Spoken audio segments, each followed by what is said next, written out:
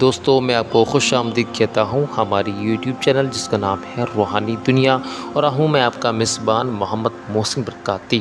آج کا ٹاپک ہے غار حرا کے بارے میں۔ بسم اللہ الرحمن الرحیم۔ اللہ کے نام سے شروع جو بہت مہربان نہایت رحم والا۔ دوستو غار حرا یعنی کہ مکہ مکرمہ سے تقریباً 3 میل کی دوری پر جبل حرا نامی پہاڑی کے اوپر ایک غار ہے جس کو غار حرا کہتے ہیں۔ آپ رسول اللہ صلی اللہ تعالیٰ علیہ وسلم اکثر کئی دنوں کا کھانا پانی ساتھ لے کر اس غار کے پرسکون ماحول کے اندر خدا تعالیٰ کی عبادت میں مصروف رہا کرتے تھے۔ جب کھانا پانی ختم ہو جاتا تو کبھی خود گھر پر آ کر لے جاتے اور کبھی حضرت بیوی خدیجہ رضی اللہ تعالیٰ عنہ کھانا پانی غار میں پہنچا دیا کرتی تھی۔ آج بھی یہ نورانی غار اپنی اصل حالت میں موجود ہے اور بہت سارے لوگ اس کی زیارت کے لیے آتے ہیں۔ دوستو ایک دن آپ رسول اللہ صلی اللہ علیہ وسلم غار حرا کے اندر عبادت میں مشغول تھے کہ بالکل اچانک غار میں آپ کے پاس ایک فرشتہ ظاہر ہوا۔ یہ حضرت جبرائیل علیہ السلام تھے جو ہمیشہ خدا تعالیٰ کا پیغام اس کے رسول تک پہنچاتے رہے ہیں۔ فرشتے نے ایک دم کہا کہ پڑھیے۔ آپ نے فرمایا میں پڑھنے والا نہیں ہوں۔ فرشتے نے آپ کو پکڑا اور نہایت گرمجوشی کے ساتھ آپ سے زوردار معانقہ یعنی کہ آپ کو گلے ملایا، پھر چھوڑ کر کہا کہ پڑھیے۔ آپ نے پھر فرمایا کہ میں پڑھنے والا نہیں ہوں۔ فرشتے نے دوسری مرتبہ پھر آپ کو اپنے سینے سے چمٹایا اور چھوڑ کر کہا کہ پڑھیے۔ آپ نے پھر وہی فرمایا کہ میں پڑھنے والا نہیں ہوں۔ تیسری مرتبہ پھر فرشتے نے آپ کو بہت زور کے ساتھ اپنے سینے سے لگا کر چھوڑا اور کہا کہیے اقرأ بسم ربک الذی خلق خلق الانسان من علق اقرأ وربک الاکرم الذی علم بالقلم علم الانسان ما لم یعلم۔ یہی سب سے پہلے وہی خدا کا پیغام تھی جو آپ پر اتری۔ ان آیتوں کو یاد کر کے حضور اقدس صلی اللہ تعالیٰ علیہ وسلم اپنے گھر تشریف لائے، مگر اس واقعہ سے جو بالکل اچانک طور پر آپ کو پیش آیا اس سے آپ کے قلب مبارک پر کپ کپی طاری تھی۔ آپ نے گھر والوں سے فرمایا کہ مجھے کمبل اڑاؤ۔ جب آپ کا خوف دور ہوا تو آپ نے حضرت بیوی خدیجہ رضی اللہ تعالیٰ عنہ سے غار میں پیش آنے والا واقعہ بیان کیا اور فرمایا کہ مجھے اپنی جان کا ڈر ہے۔ یہ سن کر حضرت خدیجہ کبریٰ رضی اللہ تعالیٰ عنہ نے کہا کہ نہیں، ہرگز نہیں، آپ کی جان کو کوئی خطرہ نہیں ہے۔ خدا کی قسم اللہ تعالیٰ کبھی بھی آپ کو رسوا نہیں فرمائے گا۔ آپ تو رشتہ داروں کے ساتھ بہترین سلوک کرتے ہیں، دوسروں کا بوجھ خود اٹھاتے ہیں، خود کما کر مفلسوں اور غریبوں کو عطا فرماتے ہیں، مسافروں کی مہمان نوازی کرتے ہیں اور حق و انصاف کی خاطر سب کی مصیبتوں اور مشکلات میں کام آتے جاتے ہیں۔ اس کے بعد حضرت خدیجہ رضی اللہ تعالیٰ عنہ آپ کو اپنے جزازات بھائی ورقہ بن نوفل کے پاس لے گئیں۔ ورقہ ان لوگوں میں سے تھے جو موحد تھے، اہل مکہ کے شرک و بت پرستی سے بیزار ہو کر نصرانی ہو گئے تھے، انجیل کا عبرانی زبان سے عربی زبان میں ترجمہ کیا کرتے تھے، بہت بوڑھے اور اندھے ہو چکے تھے۔ حضرت بیوی خدیجہ نے کہا کہ بھائی جان آپ اپنے بھتیجے کی بات سنیے۔ ورقہ بن نوفل نے کہا بتائیے آپ نے کیا دیکھا؟ حضور نے غار حرا کا پورا واقعہ بیان فرمایا۔ یہ سن کر ورقہ بن نوفل کہنے لگے کہ کاش میں آپ کے اعلان نبوت کے زمانے میں تندرست و جوان ہوتا، کاش میں اس وقت تک زندہ رہتا جب آپ کی قوم آپ کو مکہ سے باہر نکالے گی۔ یہ سن کر حضور نے تعجب سے فرمایا کہ کیا مکہ والے مجھے مکہ سے نکال دیں گے؟ تو ورقہ نے کہا جی ہاں، جو شخص بھی آپ کی طرح نبوت لے کر آیا لوگ اس کے ساتھی دشمنی پر تیار ہو گئے۔ اس کے بعد کچھ دنوں تک وہی آسمانی پیغام اترنے کا سلسلہ بند ہو گیا۔ حضور وہی آسمانی پیغام کے انتظار میں بے چین اور بے قرار رہنے لگے، یہاں تک کہ ایک دن حضور کہیں گھر سے باہر تشریف لے جا رہے تھے کہ کسی نے کہا یا محمد کہہ کر آپ کو پکارا۔ آپ نے آسمان کی طرف سر اٹھا کر دیکھا تو یہ نظر آیا کہ وہی فرشتہ حضرت جبرائیل علیہ السلام جو غار میں آئے تھے آسمان و زمین کے بیچ ایک کرسی پر بیٹھے ہوئے ہیں۔ یہ منظر دیکھ کر آپ کے قلب مبارک میں ایک ڈر کی کیفیت پیدا ہو گئی۔ آپ مکان پر آ کر لیٹ گئے، گھر والوں سے فرمایا کہ مجھے کمبل اوڑھاؤ۔ چنانچہ آپ کمبل اوڑھ کر لیٹے ہوئے تھے کہ اچانک آپ پر سورہ مدثر کی شروع والی آیت نازل ہوئی۔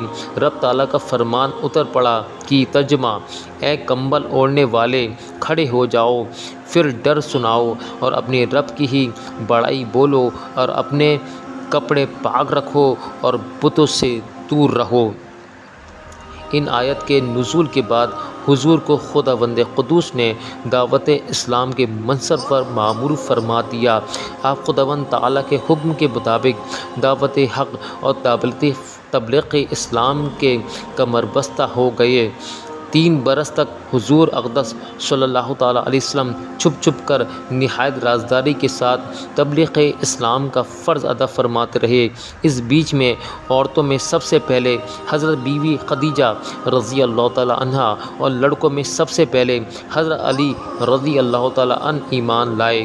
پھر حضرت ابو بکر صدیق رضی اللہ تعالیٰ عنہ کی دعوت و تبلیغ سے حضرت عثمان، حضرت زبیر بن العوام، حضرت عبد الرحمن بن عوف، حضرت سعد بن ابی وقاص، حضرت طلحہ بن عبید اللہ رضی اللہ تعالیٰ عنہ بھی جلد ہی دامن اسلام میں آ گئے۔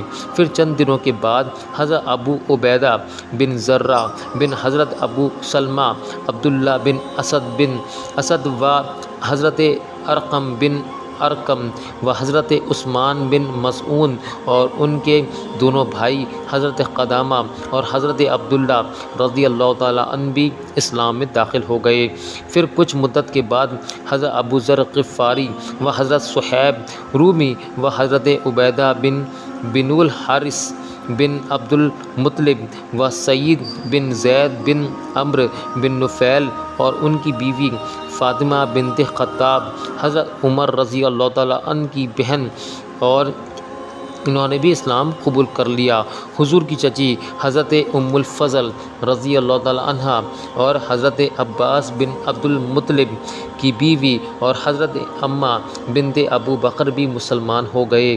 ان کے علاوہ دوسرے بہت سے مردوں اور عورتوں نے بھی اسلام لانے کا شرف حاصل کر لیا۔ دوستو، واضح رہے کہ سب سے پہلے اسلام لانے والے جو سابقین اولی کے لقب سے سرفراز ہیں، ان خوش نصیبوں کی فہرست پر نظر ڈالنے سے پتہ چلتا ہے کہ سب سے پہلے دامن اسلام میں آنے والے وہی لوگ ہیں جو پیدائش کے اعتبار ہی سے نیک طبیعت اور پہلے ہی سے دین حق کی تلاش میں پھرتے رہتے تھے۔ کفار مکہ کی شرک و بت پرستی اور مشرکانہ رسم و جاہلیت سے نفرت کرتے تھے، چنانچہ نبی برحق کے دامن میں دین حق کی تجلی دیکھتے ہی نیک بخت لوگ پروانوں کی طرح شمع نبوت پر نچھاور ہونے لگے اور مشرف و اسلام ہو گئے۔ دوستو، 3 برس کی اس چھپی ہوئی دعوت اسلام میں مسلمانوں کی ایک جماعت تیار ہو گئی۔ اس کے بعد اللہ تعالیٰ نے اپنے حبیب صلی اللہ تعالیٰ علیہ وسلم پر سورہ شعراء کی آیت وَأَنذِرْ عَشِيرَتَكَ الْأَقْرَبِينَ اتاری۔ خداوند تعالیٰ کا حکم ہوا کہ اے محبوب، آپ اپنے قریبی خاندان والوں کو خدا سے ڈرائیں۔ جو حضور نے ایک دن کوہ صفا، ایک پہاڑی ہے، اس کی چوٹی پر چڑھ کر یا معشر قریش کہہ کر قبیلہ قریش کو پکارا۔ جب سب قریش جمع ہو گئے تو آپ نے فرمایا کہ اے میری قوم، اگر میں تم لوگوں سے یہ کہہ دوں کہ اس پہاڑ کے پیچھے ایک لشکر چھپا ہوا ہے جو تم پر حملہ کرنے والا ہے تو کیا تم میری بات پر یقین کرنے لگو گے؟ تو سب نے ایک زبان ہو کر کہا ہاں ہاں، ہم یقیناً آپ کی بات پر یقین کر لیں گے، کیونکہ ہم نے آپ کو ہمیشہ سچا امانت دار پایا ہے۔ آپ نے فرمایا کہ اچھا، تو پھر میں یہ کہتا ہوں کہ تم لوگوں کو عذاب الہی سے ڈراتا ہوں، اگر تم لوگ ایمان نہ لاؤ گے تو تم پر عذاب الہی اترے گا۔ یہ سن کر تمام قریش، جن میں آپ کا چچا ابو لہب بھی تھا، سخت ناراض ہو کر سب کے سب چلے گئے، حضور کی شان میں اول فون بکنے لگے۔ دوستو، اب وہ وقت آ گیا کہ اعلان نبوت کے چوتھے سال سورہ حجر کی آیت فَاصْدَعْ بِمَا تُؤْمَرُ فَاصْدَعْ بِمَا تُؤْمَرُ نازل ہو گئی۔ حضرت حق جل شانہ نے یہ حکم فرمایا کہ اے محبوب، آپ کو جو حکم دیا گیا اس کو کھلم کھلا بیان فرمائیے۔ چنانچہ اس کے بعد اعلانیہ طور پر دین اسلام کی تبلیغ فرمانے لگے، شرک و بت پرستی کی کھلم کھلا برائی بیان فرمانے لگے۔ تمام قریش، بلکہ تمام اہل مکہ بھی، بلکہ پورا عرب آپ کی مخالفت پر کمر بستہ ہو گیا۔ حضور اور مسلمانوں کو تکلیف دینے کا ایک طوفانی سلسلہ شروع ہو گیا۔ دوستو، آگے کا ٹاپک ہمارے رحمت عالم صلی اللہ تعالیٰ علیہ وسلم پر ظلم و ستم کے بارے میں رہے گا۔ اللہ کی ذات سے امید ہے آپ کو بات پسند آئی ہوگی۔ اصل میں اور ایک بات اور، زبان لڑکھانے کا مقصد یہ ہے کہ ابھی مجھے رات کے وقت سفر میں نکلنا ہے، تو تقریباً 2:00 کی ٹرین ہے اور مجھے یہاں سے حضرت علاؤالدین علی احمد صابر کی بارگاہ میں جانا ہے اور مختصر وقت کے لیے وہاں سے واپس آنا ہے۔ تو اس میں مصروفیت کا عالم ہے اور رات کا پہر بھی ہے، تو اللہ کی ذات سے امید ہے کہ آپ کو ٹاپک سمجھ آ گیا ہوگا۔ دیجیے مجھے اجازت، اللہ حافظ۔